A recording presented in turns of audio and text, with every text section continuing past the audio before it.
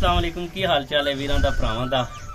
उम्मीद करने कि सारे सुख साम नाल ते हसते वसते होगे ते साडी भी दुआ हुंदी है कि हसदे रहो वसदे रहो ते गमां नूं भरा दे प्रकाश पूरी भार नाल। तुसीं जुड़े हो साडे YouTube चैनल रंगला पंजाब दे नाल ते मैं तुहाडा मित्र ज़हीर लशारी। पिंड है फरमांवाला, तहसील मिंचनाबाद, डिस्ट्रिक्ट बहावल नगर। ਇਹ घर ਜਿਹੜਾ ਤੁਸੀਂ ਵੇਖ ਰਹੇ ਸੋ ਜਿੱਥੇ ਅਸੀਂ ਖੜੇ ਆ ਔਰ ਇਹ ਦੀਵਾਰ ਸੀ ਜਿਹੜੀ ਸਾਡਾ ਕੈਮਰਾਮੈਨ ਪਿੱਛੇ ਤੁਹਾਨੂੰ ਵਿਖਾਵੇਗਾ। ਇਹ ਦੀਵਾਰ ਹੈ ਤੇ ਇਹਦੇ ਨਾਲ ਇੱਕ ਬੜੀ ਪਿਆਰੀ ਜੀ ਰੂਹ ਵਸਦੀ ਹੈ। ਇੱਕ ਅੰਮਾ ਹੈ ਤੇ ਕੱਲੀ ਰਹਿੰਦੀ ਹੈ। ਇੱਕ ਅੰਮਾ ਹੈ ਇਸ ਘਰ 'ਚ ਕੱਲੀ ਰਹਿੰਦੀ ਹੈ ਤੇ ਤੁਹਾਨੂੰ ਮੈਂ ਵਿਖਾ ਰਿਹਾ ਸਾਂ ਕਿ ਜਿੱਥੇ ਵੱਡੇ ਵੱਡੇ ਮਹੱਲ ਬਣ ਗਏ ਨੇ ਤੇ बड़ी दुनिया तरक्की कर गई जदीद है, लेकिन अज भी ये कच्ची दीवार अम्मा ने अपने हत्थों नाल बनाई है। अम्मा जी होरी पिंड च गए ने, असीं उन्हां नूं सर्च किया, सानूं मिले नहीं ते मकामी बंदा मिलिया। की हाल है जी? अपना की नाम है?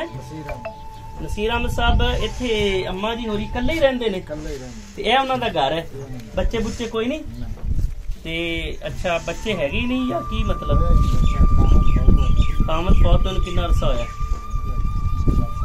ते पिंड वाले तो वाह उन्होंने तामत करते होंगे। रंगला पंजाब के राही विखा रहे हैं कि अज भी है घर जी रूह नूं मैं मिलना चाह रहा सी, लेकिन इंशाल्लाह नैक्सट एपीसोड के अंदर तुहानूं उन्हां नाल भी मिलवावांगे कि कितना सादा जिहा छोटी जी दीवार इत्थे भी अम्मा दा सोहना गुजारा हो रहा ते जिंदगी एवें भी लंघ जाती है, लेकिन बंदा चंगी लंघा जाए। अम्मा जी होरां दा सुभाऽ किवें है, रहन सहन तुहाडे नाल किवें है जी? बड़ा सोहना ठीक सुभाऽ ते अच्छा तुसी भी वाह उन्हां दा ख्याल रखदे होवोगे ते ये थोड़ी जी जगह फिर अम्मा जी होरां नूं किन्ने दित्ती है? ਉਹਦੇ ਭਤੀਜੇ ਨੇ ਇੰਨੀ ਕੁ ਜਗ੍ਹਾ ਦਿੱਤੀ ਹੈ ਤੇ ਅੰਮਾ ਦਾ ਨਲਕਾ ਵਿਖਾਓ ਜੀ ਜ਼ਰਾ। ਇਹ ਅੰਮਾ ਦਾ ਨਲਕਾ ਹੈ ਜੀ, ਗੇਟ ਹੈ ਇਹ। ਉਹ ਗੇਟ ਵਿਖਾਓ ਅੰਮਾ ਦਾ, ਜ਼ਰਾ ਗੇਟ ਵਿਖਾਓ ਤੁਸੀਂ। ਇਹ ਗੇਟ ਵੇਖੋ ਅੰਮਾ ਨੇ ਵਾੜ ਲਾਈ ਹੈ ਤੇ ਉੱਥੇ ਲਾ ਕੇ ਚਲੀ ਗਈ ਹੈ। ਅੰਮਾ ਜੀ ਦਾ ਬਾਲਣ ਪਿਆ ਹੈ ਜਨਾਬ। ਇਹ ਬਾਲਣ ਹੈ ਤੇ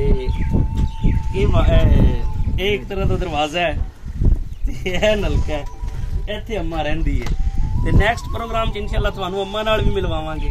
ਜ਼ਿੰਦਗੀ ਦਾ ਸਾਦਾ ਜਿਹਾ ਰੰਗ ਤੁਹਾਨੂੰ ਵਿਖਾਇਆ। ਤੁਸੀਂ ਕਹੋਗੇ ਯਾਰ ਵੀਡੀਓ ਦਾ ਮਕਸਦ ਕੀ ਹੈ? ਐਕਚੁਅਲੀ ਮੈਂ ਰੰਗਲਾ ਪੰਜਾਬ ਦੇ ਅੰਦਰ ਸਾਦਗੀ ਜਿਹੜੀ ਹੈ ਨਾ ਐਕਸਪਲੋਰ ਕਰਨਾ ਚਾਹੁੰਦਾ ਸਾਂ ਕਿ ਰੰਗਲਾ ਪੰਜਾਬ ਦੀ ਰਾਹੀਂ ਤੁਹਾਨੂੰ ਵਿਖਾਈਏ। ਉਮੀਦ ਕਰਨਾ ਕਿ ਸਾਡੀ ਸ਼ਾਰਟ ਜੀ ਵੀਡੀਓ लेकिन सबक अमोज वीडियो है कि जिंदगी सादी होनी चाहिए है।